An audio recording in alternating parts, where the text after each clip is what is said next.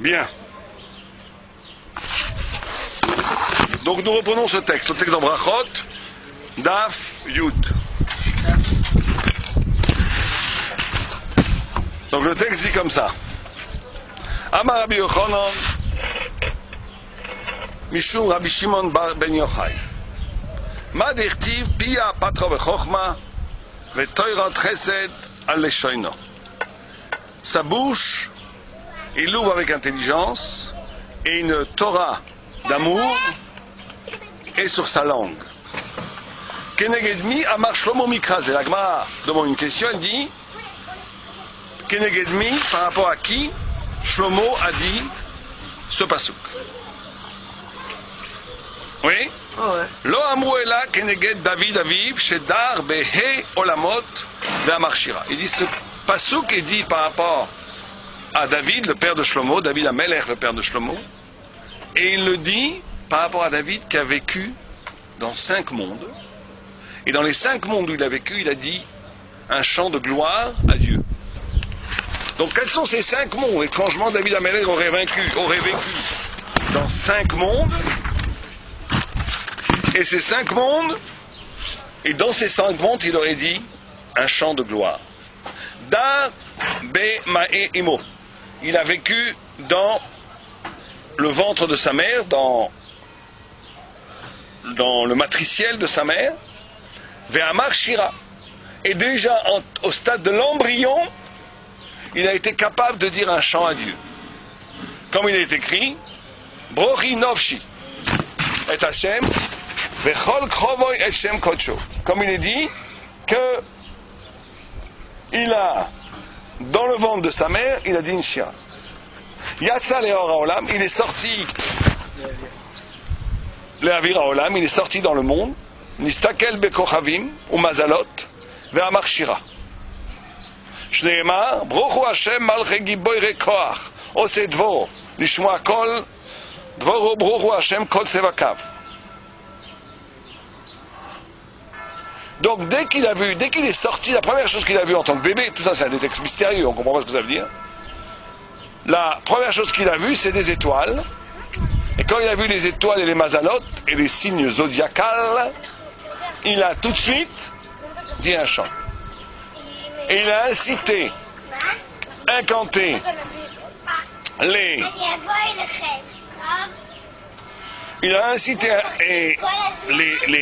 étoiles à elles-mêmes chanter un chant de gloire à Dieu. Yanak be shade imo. Il a commencé à s'abreuver du lait maternel. Venistakel be dideo. Il a regardé la poitrine de sa mère. Ve'amar shira.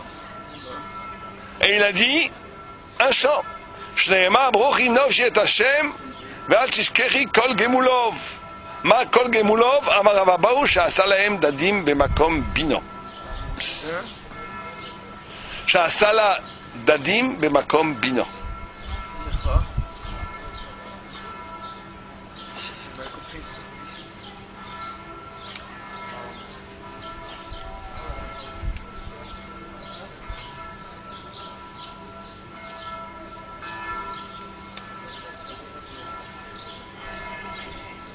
Ça veut dire que c'est le lait matriciel, le lait de la mère, le lait maternel, c'était dans le lieu de la sagesse. Il a abreuvé du lait comme le lieu de la sagesse. On va voir expliquer chaque chose l'une après l'autre. D'accord?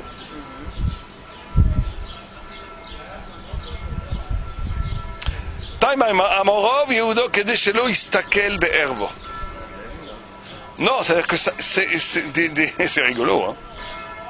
Ça veut dire qu'on te dit ici qu'elle a eu une poitrine à l'endroit, elle a eu du lait qui est sorti pas à l'endroit où il y a la poitrine habituelle, dans un autre endroit. Lequel? Je sais pas, Makom Bina. Le cerveau? Je sais pas où, ouais. Bien. Rav Masna Amar Kedé Shelo Yanek Bimakom Atin Noifes. Un dit c'est pour qu'il ne voie pas de herva, la Gdusha de David devait être préservée. C'est-à-dire, comment? En quoi le... Elle a eu des seins dans un endroit qui n'est pas l'endroit habituel des seins. Qui vous dit que c'est pas l'endroit habituel? Ce qu'il y a écrit. Mais ma combina. Alors, ça va pas dire. Ma kol gamala. Ok, peut-être c'est pas naturel, mais en tous les cas, peut-être c'est spirituel, mais en tous les cas, il y a eu une sorte d'événement qui s'est passé dans l'allaitement de David, où son allaitement s'est pas fait de façon naturelle. Ou pour qu'il n'ait pas la herva, ou pour qu'il ne puisse pas sa force vitale d'un endroit qui est animal, on va dire. Pourquoi on a besoin de comprendre que c'est autre chose que le naturel. Je sais pas. On va expliquer tout ça. 2 minutes. Lisons le texte. Rab Emapolotel Shel Rachaim. Il a vu que les Rachaim tombent, mais Amar Shira. Il a vu que les Rachaim tombent, il a dit une Shira. Sheneema, Itemu Chataim min haaretz, veRachaim od enam. Brochi nafshi et Hashem aleluko. Nistakel beyom amita veomer Shira. Le jour où il allait mourir, il a dit une chanson. Il a dit un chant de gloire. Comme il a dit, Brochi nafshi, que mon âme bénisse et Hashem. Hashem Elokai godelet me'od. Od ve'adar l'Hasheves ma mashma. D'où est-ce qu'on voit que c'est le Yom Amita? Amorov. Barshilo misefa d'inyana d'echtiv.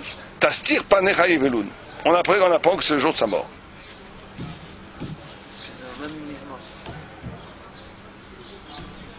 Ouais. En d'autres termes, ici, on t'apprend qu'il y a, c'est essentiel bien entendu, ces 5 niveaux, ces 5 olam, ces 5 mondes dont on parle, ces 5, évidemment, 5 passages essentiels dans la vie d'un homme, mais c'est 5 passages essentiels à la construction du Mashiach, du roi David. Et effectivement, c'est bizarre, on ne parle pas ni de mariage, ni d'enfantement, ni de quand il a reçu bar mitzvah. On te parle de 5 moments. Le premier, le ventre de la mère. Le deuxième, la naissance. Troisième, l'allaitement. Quatrième, quand il a vu les Rachaïm mourir. Cinquième, quand il est mort lui-même. Tout à fait étrange. Jamais on n'aurait choisi. Toi, je t'aurais demandé 5 moments de la vie d'un homme. Tu m'aurais dit peut-être la naissance, la bar mitzvah, le mariage, quand il devient un gadol bétora et la mort. J'ai un enfant aussi. Hein? Il y a un enfant. Ou l'enfant. La procréation, des choses comme ça. Ici, on te parle quand il a abreuvé le lait maternel, quel rapport avec la choucroute, quand il est dans le ventre de la mère, etc., etc. Donc, il est évident qu'ici, il y a de grands chidushim. Alors, on va commencer l'athlète. On va prendre pour hypothèse, et je pense que ça va dans le sens des commentateurs, que ces 5 moments-là sont les 5 moments des sauts ontologiques de l'humanité. C'est-à-dire de la même façon qu'au début, la même différence qu'il va y avoir entre un embryon et la naissance, il faut qu'on la retrouve entre la naissance et l'allaitement, entre l'allaitement et la mort des Rachaïm, et entre la mort des Rachaïm et sa propre mort. On est obligé ici de voir, non pas une progression, mais des sauts ontologiques, des sauts essentiels. Des sauts essentiels qui amènent à la finalité de l'homme. Pourquoi on est obligé de voir ça? Parce que c'est ça le pshat. Sinon, pourquoi nous mettre 5 moments? Prends-moi d'autres moments. Ouais, oui. C'est que ces 5 moments qui sont les dargotes, les niveaux essentiels dans l'homme. Alors, prenons le premier d'abord, le ventre de la mer. Le ventre de la mer, c'est étrange, puisqu'il n'y a pas de liberté à ce niveau-là. Mais ce qui est fabuleux dans David Améler, c'est pas qu'il dit une shira dans le ventre de la mer, dans la mesure où il y a d'autres textes, dans Ktuvot, dans Yevamot, où on voit que de toute façon, chaque embryon dit une shira dans le ventre de la mer. Puisque la Gemara dit que même les embryons qui ont traversé la mer Rouge ont dit une shira. Mais donc c'est pas du tout exceptionnel que David Améler dit une shira dans le ventre de sa mère. Parce que qu'est-ce que c'est la shira? La notion de shira, c'est la notion du dépassement. C'est-à-dire la notion du poétique. C'est-à-dire la notion qu'un homme, que toute création, elle tend vers son créateur. Et comme elle est séparée de son créateur par le fait même qu'elle est création, qu'elle est créature, mais qu'elle porte en elle la trace de son créateur par le fait même qu'elle est créature, il y a donc la possibilité, il y a donc dans l'homme le désir infini, le désir de l'infini, le désir de son origine qu'est l'infini. Il y a, dans toute, et pas que dans l'homme en vérité, ce que les Mekoubal appellent le Sechel, chaque chose créée, la plus basse soit-elle, la plus basse soit-elle, porte en elle la trace de son origine qu'est l'infini. C'est vrai que les biologistes sont incapables d'expliquer, parce que tu prends la cellule la plus primitive, ou elle n'est même pas primitive, la plus élémentaire, on va plutôt dire. Elle est déjà d'une sophistication incroyable. Elle a déjà une fonction, elle a déjà des opérations téléonomiques. Ça veut dire des opérations qui ont un but. Elles font déjà 100 choses pour que... Téléonomique, ça veut dire que les choses ont un but. Chaque chose dans la création a une fonction qui va vers quelque part. Et les biologiques ne comprennent pas, n'arrivent pas absolument pas à expliquer comment une cellule aussi primitive a déjà une conscience téléonomique. Elle porte la trace de l'infini. Elle porte la trace de la volonté divine. Donc chaque créature la plus basse, là je prends la molécule la plus élémentaire, la molécule vivante, elle a déjà une fonction téléonomique, elle a déjà une fonction de... Elle va vers quelque part, elle sert, elle a un but. Ça c'est la trace. Nous on explique la notion de trace. C'est la notion que chaque créature porte en elle la mémoire de son créateur, mais comme la créature est réduite à sa dimension de créature, elle a un désir infini de revoir son créateur. Pour ça, comment tu peux, quand toi en être fini, tu veux aller vers Dieu, comment ça se passe? Tu fais une shira. Une shira, c'est-à-dire que tu fais une shira, tu essaies de tendre vers cet infini qui a... Donc tu gardes la mémoire inconsciente, on va dire. Donc qu'un embryon fasse une shira, c'est pas... Pourquoi la shira, ça correspond au fait de tendre vers l'infini? Parce que la shira, c'est ça qui est exceptionnel dans le poétique, dans la chanson. Dans le chant et dans le poétique, c'est que le poétique, il est capable de dire l'infini. Tu vas dire, je te dis n'importe quoi, tu vas dire, la terre est bleue comme une orange. La terre est bleue comme une orange. Phrase magnifique a été dite par Paul Éluard. La terre est bleue comme une orange. Ça réveille en toi des associations magnifiques. Bleu, c'est l'infini. Elle est bleue comme une orange, l'orange, le fruit, la couleur. Donc, ça éclate la convention. Ça éclate le fonctionnel. Ça te met en présence de l'infini. Le poétique a la capacité de te mettre en présence de l'infini. C'est ça une shira. Une shira, c'est de chanter à partir de ta finitude, d'avoir cette tension vers l'infini, vers Dieu. Donc chaque créature tend vers cet infini, on est d'accord? Donc ce n'est pas du tout exceptionnel qu'un embryon dise une shira. Ce qui est exceptionnel par contre, c'est quoi? C'est que David s'en souvienne. C'est ça qui est exceptionnel. C'est que David s'en souvienne. Ou plutôt que David, même s'il ne s'en souvient pas dans les faits, on ne sait pas dans tous les cas qu'il en a conscience. Et donc la première chose qu'on te dit, et c'est fondamental, c'est que la figure de l'humain, et quand on parle du roi David, on parle de l'humain absolu, on parle de l'humain dans le tikkun, c'est le roi Mashiach. Le roi Mashiach, c'est quoi? Le Mashiach, c'est comme le monde, comme Dieu a voulu le créer au début. Après toutes les circonvolutions, après tous les détours que l'humanité et que le monde a prises, on arrive à la finalité de la volonté divine de l'image de l'humain comme Dieu a voulu le créer. D'accord? Le roi Messie, c'est ça. David Ameller, c'est ça. D'accord? David Ameller, c'est ça. Et donc, on nous dit ici que la première chose pour arriver à cette finalité de l'humain, c'est d'avoir de la mémoire. Ou plutôt,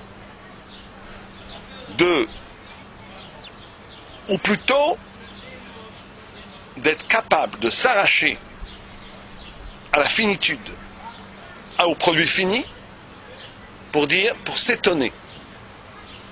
L'étonnement, on va dire l'étonnement. L'étonnement, c'est-à-dire la possibilité. Tu comprends, c'est tout le problème de l'humanité, ça. Tout le problème de l'humanité, c'est de savoir. Tout le problème de la Torah, de la non-Torah, c'est ça en réalité. C'est le début. C'est l'embryon. C'est-à-dire, moi je vis une vie maintenant, d'accord? Je suis un produit fini. Que tu crois en Dieu, que tu crois à l'évolution, crois ce que tu veux. Quelqu'un y croit en Dieu, comme Dieu il m'a créé comme ça, l'autre il croit à l'évolution qui a eu 3 milliards d'années, qui nous a fait passer de l'escargot à l'homme, l'évolution l'a fait à tout ce que tu veux, d'accord? Mais en tous les cas, maintenant je suis un produit fini, d'accord? En tous les cas, est-ce que ce produit, est-ce que moi, dans mon extraordinaire complexité, je vais me suffire à moi-même, ou bien je vais comprendre que je ne suis pas ce que je parais être? C'est ça tout le problème. Est-ce que tu n'es que ce que tu parais être? Ou est-ce qu'en deçà ou en delà, il y a une intrigue en toi infiniment plus grande que ce que tu parais être? Tu sais que ça, c'est tout le problème. Tout le problème de l'homme, c'est de savoir est-ce qu'il va vivre sa vie telle qu'elle est, l'horreur de la bourgeoisie, l'horreur du balabatiche, l'horreur du monde ouvrier, l'horreur de toutes les figures humaines qui ne sont pas transcendantes. Je travaille, comme disait Heidegger à propos d'Aristote. Il est né, il a travaillé et il est mort. Horreur de Heidegger! C'est quand même le plus grand philosophe peut-être de tous les temps, qui s'appelle Martin Heidegger, qui était un rachat gamour, a été capable de dire d'un autre philosophe qui est peut-être un des plus grands du monde, sa vie on peut la résumer à ça. Il est né, il a travaillé, il est mort. Ça veut dire l'insignifiance totale. C'est-à-dire, je suis réduit à ma vie. C'est-à-dire, je n'ai pas d'intrigue transcendante. Un juif, même le plus ignorant, il ne fait pas ça. Il n'est pas, il ne travaille pas, il ne meurt pas. Il est infiniment plus que ce qu'il est. C'est-à-dire qu'il comprend qu'avant il a été un embryon, qu'avant il a dit une shira, qu'avant il a été créé par l'infini. Et il a cette aimance, cette attirance émentale vers celui qui l'a créé. Tu comprends? Tout commence par là. La première conscience de l'homme, le premier mouvement vers la perfection, c'est ça. C'est de ne pas s'accepter comme une totalité, mais de s'accepter comme une intrigue. Première chose. Deuxième mouvement, c'est qu'une fois que tu as compris ça, tu t'éveilles au monde. Alors tu regardes autour de toi, il naît. En vérité, on pourrait même dire que la naissance, c'est ça. On peut dire que naître, c'est ça. Naître, c'est de comprendre qu'on s'arrache à soi. Comme on le dit en français, existence, sortir du stance. Existence, c'est sortir du stance. C'est-à-dire s'arracher de l'être. Or, quelqu'un qui reste dans l'être tout le temps, peut-être qu'il n'existe pas. Peut-être non, peut-être que ça ne s'appelle pas exister. C'est comme une chose. Moi, je pense que les gens n'existent pas s'ils n'existent pas. Si les gens n'existent pas, s'ils n'existent pas de façon étymologique, s'ils ne sortent pas de leur être.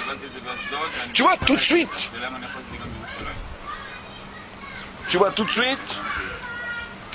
que... Tu vois tout de suite que quoi?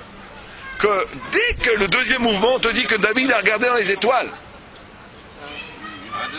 qu'il a regardé dans les mazanotes et les étoiles, ça c'est le deuxième mouvement. C'est-à-dire une fois que tu sors de toi-même, tu dois être concerné par l'univers entier.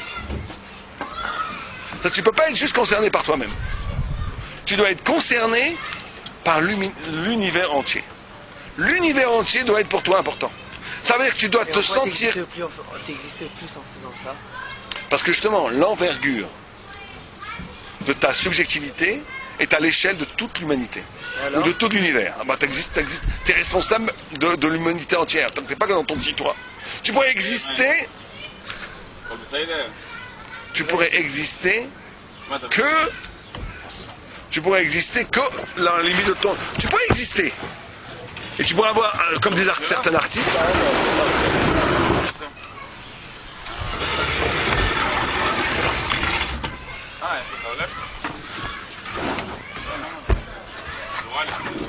Tu pourrais exister au niveau, on va dire...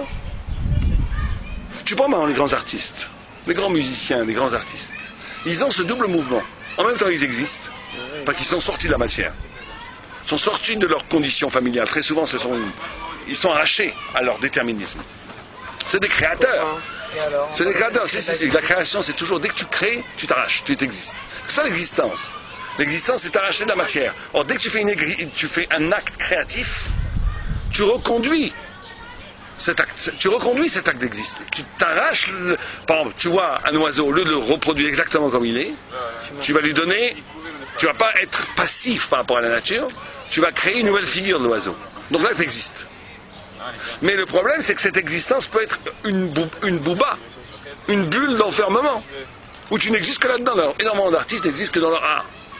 Et rien d'autre existe. C'est pour ça que c'est très souvent des très mauvais pères. Picasso, le fils de Picasso, il s'est brûlé vivant. Au point qu'il ne pouvait plus supporter son père, on te dit. C'est pas vrai. Mais bien entendu. Parce que ces gens-là ne vivent que, justement, dans l'hypostase d'eux-mêmes.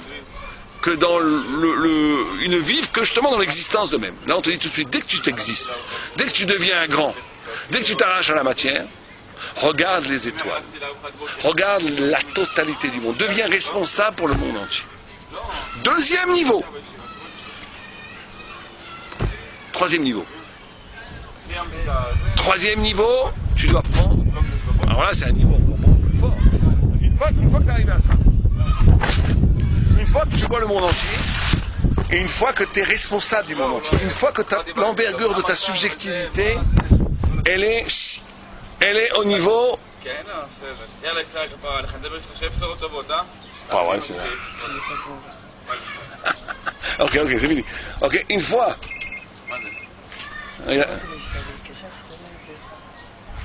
Ok, une fois. Non, il a fini. Ah, c'est Voilà. Une fois que tu es arrivé à ce niveau-là, où tu existes complètement, d'accord? Et que non seulement cette existence, elle n'est pas une existence qui s'enferme sur elle-même en cercle, mais qui est ouverte dans l'envergure de toute l'humanité et de tout l'univers, parce que tu dis, regarde les étoiles. Là, maintenant, il y a un autre niveau, qui est le plus dur. Que lequel? C'est un texte étrange où il dit il doit s'abreuver du lait maternel Bemakom Bina. C'est qu'à l'Pi Kabbalah, il y a énormément de la notion de lait. C'est pour ça que pour les Mekoubal, il est très important de ne pas prendre du lait chez les Goïms, même si d'après la halakha, ça peut être cachère. Imaginons un lait contrôlé, comme le lait en France, qui est contrôlé par. qui n'a pas de droit. Parce qu'il y a deux problèmes dans le lait. Il y a un problème du lait qui est un lait qui peut être contaminé par du lait de non cachère, comme du lait de truie ou des choses comme ça. Mais même si ce problème a été évacué, comme aujourd'hui en France, le lait qui est vendu est strictement contrôlé, où il n'y a que du lait de vache, où il n'y a que du lait de vache. Mais malgré ça, d'après les kabbalistes, c'est interdit formellement, d'après la Kabbalah, pas d'après la halakha, de consommer du lait de goy. Pourquoi? Parce que le lait représente la bina, justement. Le lait, c'est le chesed de la bina. Torah chesed al-eshoina. Ça veut dire le lait, c'est en même temps. Vous voyez Torah chesed al-eshoina, vous voyez le lait? Hein? Non, justement. Lui, le lait, la notion de lait, de chalav, dans la Torah, dans la Kabbalah surtout, c'est la notion de chesed. Mais c'est la notion de chesed liée à la audace, au bina, plutôt à bina audace. Ça veut dire à l'intelligence. C'est la notion de chesed, d'intelligence qui est vécue comme un don. Quand tu dis la tfila, quand tu pries la prière qui demande l'intelligence, tu dis quoi? Chonen adat. Chonen. L'intelligence est liée tout d'un coup à la notion de chesed, d'amour. En quoi l'amour et l'intelligence sont-ils liés? On a vu, ça n'a aucun rapport. C'est un cadeau de Dieu. Oh. Mais tout est un cadeau de Dieu. Mais tu as raison. Ça veut dire qu'ici, on te dit que la notion, l'intelligence première, la plus fondamentale, celle qui va permettre toutes les autres formes d'intelligence, c'est de comprendre que l'intelligence réelle n'est jamais une maîtrise, elle est toujours un reçu. Tu reçois la lumière. Tu comprends, c'est justement le mouvement d'après. Tu existes, d'abord tu existes. L'embryon, tu existes. Après, quand tu existes, tu dois comprendre que tout le monde entier est à l'envergure de ta subjectivité. Le risque que tu as de là, c'est la maîtrise. C'est que tu deviens maintenant, toi, tout est toi. Tout est toi, puisqu'en vérité, tout est toi. Puisqu'on dit que le monde, Bishvili Nivra Olam. Tout le monde a été créé pour moi. Benzoma, quand il voyait 600 000 juifs au Rabaï, qu'est-ce qu'il disait? Lo Nivru Elu Ella les Shamsheni. Et tous ces gens-là ont été créés que pour me servir. C'est pas de la gava, Chaz Shalom. C'est pas de l'orgueil. C'est qu'il dit que le monde entier, je justifie le monde. C'est comme ça qu'on doit vivre. On doit vivre en disant, ma vie, elle est l'intrigue de ma vie. Ce que je suis en train de réaliser dans ma vie, il justifie la création de tout l'univers et de toute l'histoire de l'univers. C'est ça un homme. Un homme, il doit. C'est pour ça qu'il a écrit Adam Nivra Yechidi, l'homme a été créé seul. Pourquoi l'homme a été créé unique plutôt que seul? Adam Arishon est créé unique. Ken? Adam Nivra Yechidi. L'effikar. Il a écrit comme ça dans le texte. Vekol amatzil nefesh echad kelu matzil olam malé. L'effikar kol echad tzarech lagloma al atzmo bishvili nivra olam. Adam, le premier homme, a été créé unique pour t'enseigner que chaque personne qui sauve un homme dans le monde, c'est comme s'il sauvait l'univers entier.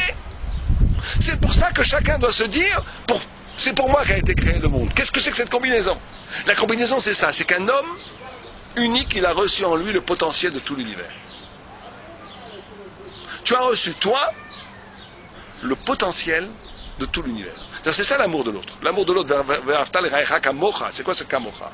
Ce kamocha, ça veut dire que ta charité, c'est pas d'aimer l'autre par passion. La charité, c'est de quand l'autre il souffre, c'est toi qui souffres. Parce que toi, plus un tzaddik il est grand, plus il intègre la totalité des autres. Les autres sont lui. Plus il porte la souffrance de toute l'humanité. C'est ça un vrai tzaddik. L'autre, c'est lui. Quand l'autre souffre dans sa chair, c'est lui qui souffre dans sa chair. Le problème de ça, c'est de cette fabuleuse puissance. Ça vient de Tselem Elohim. Tselem Elohim, c'est-à-dire qu'on a été créé à l'image de Dieu. Or, pourquoi est-ce que le texte prend Elohim, nous dit le Nefesh HaRaim au début? Parce qu'Elohim, c'est celui qui a tous les pouvoirs. Or, l'homme, on lui a donné tous les pouvoirs. On lui a donné la totalité du pouvoir. C'est pour ça qu'il s'appelle Tselem Elohim. Il n'y a pas écrit Tselem Yudke Vavke ou Tselem Kel. Il n'y a pas écrit Tselem Shakai. Il y a écrit Tselem Elohim parce que l'homme, il porte en lui le pouvoir de tous les mondes. Il peut maîtriser le monde entier. C'est pour ça que Yoshua Ben Nun, c'est incompréhensible pour nous. Yoshua Ben Nun, il est arrivé tellement haut qu'il arrête le soleil. Parce que le monde a été créé pour moi, tu peux arrêter le soleil. Il y a des casés miracles. Tu peux ouvrir la mer Rouge. Parce que, justement, Bishvili Nivra Olam.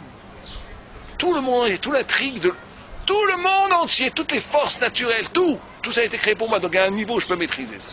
À un niveau très haut, de pureté absolue. Quand je suis arrivé à l'être du tzaddik, je maîtrise la nature. Donc ça, c'est le deuxième niveau. On te dit doucement.